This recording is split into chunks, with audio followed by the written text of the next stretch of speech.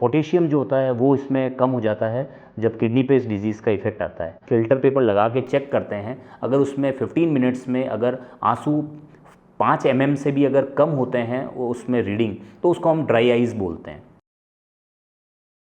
कई बार पोटेशियम लो हो जाता है तो पेशेंट एक्यूटली हमारे पास एज ए पैरालिसिस की कंडीशन में आता है। किडनी और लंग्स के अलावा ब्रेन पे या स्पाइनल कॉर्ड पे भी इसका असर आने का रिस्क रहता है। शोगरिन सिंड्रोम में महिलाओं में एक कॉम्प्लिकेशन होता है जब वो गर्भ धारण करती है।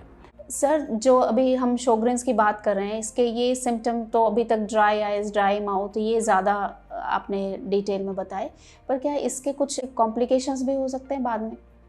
जी, देखिए, ये जो ड्राइनेस के सिम्टम्स हैं ये तो डायग्नोसिस में हमें हेल्प करते ही हैं, लेकिन कई बार इसका जो इंटरनल ऑर्गन्स है, जो अंदरूनी हमारे अंग हैं, उस पर भी इसका शोगरिन सिंड्रोम का इफेक्ट आने का रिस्क रहता है। इसमें से सबसे इम्पॉर्टेंट रहता है लंग्स। कई बार लंग्स सिकुड़ने लगते हैं।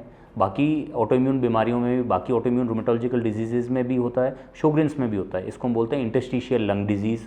तो उसमें पेशेंट को ड्राई कफ रहता है, उसको सांस लेने में दिक्कत आती है। मोस्ट कॉमन कॉज जो ड्राई कफ का होता है शोगरिन्स के पेशेंट में, वो होता है मुंह सूखने की वजह से। तो वो हमें इंपॉर्टेंट होता है डिफ्रेंशिएट करना कि वास्तव में उनको लंग्स की प्रॉब्लम है या केवल सलाइवा कम बन रहा है, उस वजह से उनको ना खांसी आ रही है। तो जब हम पेशेंट को जब एग्जामिन करते हैं तो हमें उसमें हिंट मिल जाता है कि ये पेशेंट्स को लंग्स की प्रॉब्लम भी साथ में चालू हो गई है। तो आगे जो डिटेल्स सीटी स्कैन या एक्सरेज से हम उसका पता लगाते हैं। कई बार पेशेंट्स में किडनी पे भी इफेक्ट आने का रिस्क रहता है, जैसा मैंने अभी पहले भी बताया था। तो उस कंडीशन में कई बार पोटेशियम लो हो जाता है तो पेशेंट एक्यूटली हमारे पास एज ए पैरालिसिस की कंडीशन में आता है, जैसे कि दोनों पैरों में वीकनेस आ गई, दोनों चारों हाथ पैर में वीकनेस आ गई। तो पोटेशियम कम होने की वजह से कई बार इस तरीके का प्रेजेंटेशन शोगरिन सिंड्रोम में रहता है। तो ऐसी कंडीशन में कई बार डायग्नोसिस बहुत मुश्किल हो जाता है। तो जब उसके टेस्ट होते हैं पेशेंट के, तब पता चलता है ये पोटेशियम की कमी की वजह से है। फिर जब क्लिनिशियन आगे हिस्ट्री लेता है तब ड्राइनेस, ड्राई माउथ, ये सारी चीज़ें बाकी आगे निकल के आती है। तो ऐसे पेशेंट्स में कई बार किडनी बायोप्सी हेल्प करती है कि किडनी की डिजीज़ किस लेवल की है, कौन से स्तर पे किडनी को अफेक्ट ये डिज़ीज़ कर रही है। किडनी और लंग्स के अलावा ब्रेन पे या स्पाइनल कॉर्ड पे भी इसका असर आने का रिस्क रहता है। कई बार हार्ट पे भी असर आने का रिस्क रहता है। तो जो भी मेजर ऑर्गन्स हैं उन सब पे इफेक्ट आने की रिस्क रहती है। जो हाथ पैरों की जो नसें हैं उसमें इफेक्ट आने का डर रहता है, जिसको हम पेरिफेरल न्यूरोपैथी कहते हैं। तो वो भी इसमें इसका एक कॉम्प्लिकेशंस हैं। कई बार वेस्कुलाइटिक अल्सर्स, बड़े बड़े घाव बन जाते हैं, तो ये और एक कॉम्प्लिकेशन है। शोगरिन सिंड्रोम में महिलाओं में एक कॉम्प्लिकेशन होता है जब वो गर्भ धारण करती है। 2% महिलाओं को ये रिस्क रहती है कि उनका जो गर्भ है उसमें बच्चे में हार्ट का ब्लॉक आ जाए, हार्ट ब्लॉक हो जाए। तो हम गायनेकोलॉजिस्ट को ये काउंसल करते हैं, उनको ये डिस्कस करते हैं कि जिन महिलाओं में शोगरिन सिंड्रोम है या जिन महिलाओं के ब्लड में एंटी रो या एंटी ला का टेस्ट अगर पॉजिटिव है, तो उनका जो है बच्चे की जो कार्डियक मॉनिटरिंग वो समय पे चालू करें। लगभग 16 हफ्ते के बाद में कार्डियक मॉनिटरिंग हम लोग चालू कराते हैं। और किसी भी स्थिति में अगर जो बच्चे का जो गर्भस्थ जो शिशु है उसका अगर हार्ट की जो हार्ट रेट है उसमें अगर कमी महसूस होती है, कमी अगर उसमें कार्डियक मॉनिटरिंग में आती है, या ईसीजी जो है उसमें अगर कमी कुछ मिलती है हमें, तो कुछ स्पेसिफिक दवाइयाँ चालू करनी पड़ती है जिससे कि हम उस रिस्क को कम कर सकें। लेकिन अगर पहली प्रेगनेंसी में अगर एंटी रो या एंटी ला पॉजिटिव मदर के अगर कार्डियक बच्चे में अगर कार्डियक प्रॉब्लम आई है गर्भस्थ बच्चे में, तो सेकेंड टाइम जो रिस्क है वो लगभग 17 से 20% हो जाती है। तो अगर पहली प्रेगनेंसी है शोगरिन्स डिजीज़ वाली महिलाओं को, तो पहली बार में गर्भस्थ शिशु के कार्डियक प्रॉब्लम आने की रिस्क 2% होती है। लेकिन अगर ये दूसरी प्रेगनेंसी है तो रिस्क बढ़ के लगभग 17 से 20% हो जाती है। तो ये बहुत इंपॉर्टेंट होता है। कई बार जैसे मैंने बताया कि सब्जेक्टिव सिम्टम्स होते हैं ड्राइनेस के, तो पेशेंट कई बार वो सिम्टम्स को समझ नहीं पाता है कि ये शोगरिन्स की वजह से है। और कई बार फीमेल्स जो हैं जब वो गर्भ धारण करती है तब उनके जब पेट में बच्चा जब खराब होता है और जब वो टेस्ट कराते हैं तब पता चलता है कि ये शोगरिन्स की वजह से है। सर, ये जो भी आप बहुत सारे कॉम्प्लिकेशंस बता रहे हैं, तो ये बीमारी जब से शुरुआत होती है बीमारी की, उसके कितने समय बाद इस तरीके के सिम्टम दिखाई देते हैं अगर ट्रीटमेंट नहीं लिया जाता तो? तो जो आपने बताया कि कॉम्प्लिकेशंस कब आते हैं, तो लगभग 5 से 10 साल कई बार लग जाते हैं पेशेंट्स के सिम्टम चालू होने में ड्राइनेस के और डायग्नोसिस में। तो इस पीरियड में कई बार पेशेंट्स हमारे पास कॉम्प्लिकेशंस के साथ आते हैं। जितना बीमारी लंबा रहता है उतना ही चांस होता है कॉम्प्लिकेशंस के बनने के, जैसे कि ILD। और एक लास्ट बात यह है कि शोग्रिन्स पेशेंट्स में कैंसर, जिसको हम जो ब्लड कैंसर एक तरीके का लिम्फोमा, उसका बनने की रिस्क 44 गुना 44 टाइम्स ज़्यादा होती है। तो इसको है ना, एक्चुअली प्रॉब्लम ये है कि ये अंडर डायग्नोस रहता है। This is one of the most common rheumatological inflammatory diseases, but कई बार इसका डायग्नोसिस नहीं हो पाता, ये अंडर डायग्नोस कंडीशन है। हाँ, सही कह रहे हैं आप, क्योंकि ये नाम नॉर्मली सुनने में नहीं आता इस बीमारी का। जैसे RA वगैरह का नाम तो बहुत सुना है जी, तो ये नाम कम ही जी सुनाई देता है। जी। सो जो क्लिनिशियंस बोलते हैं कि ये लगभग RA जितना प्रिविलेंट है, या तो उतना ही है या RA से ज़्यादा प्रिविलेंट है ये डिजीज़। तो this is mainly under diagnosed, diagnosis का प्रॉपर नहीं हो पा रहा है।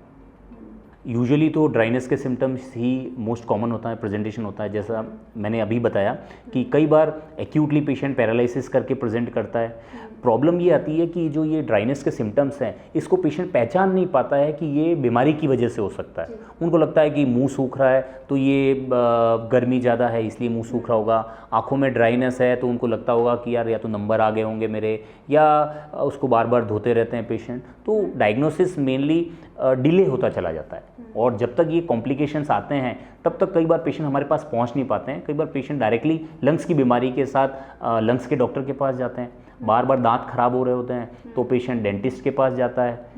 तो फिर हमारे जो कलीग्स हैं वो हम पेशेंट्स हमारे पास भेजते हैं, उनको जब डाउट होता है कि इनके बार बार दांत खराब हो रहे हैं, कोई शोग्रिन्स तो नहीं है, उनको लगता है कि इनका मुंह बहुत ड्राई है, या ऑप्थेल्मोलॉजिस्ट जब देखता है कि इनकी आइज़ बहुत ड्राई रह रही है, तब वो हमारे पास भेजते हैं।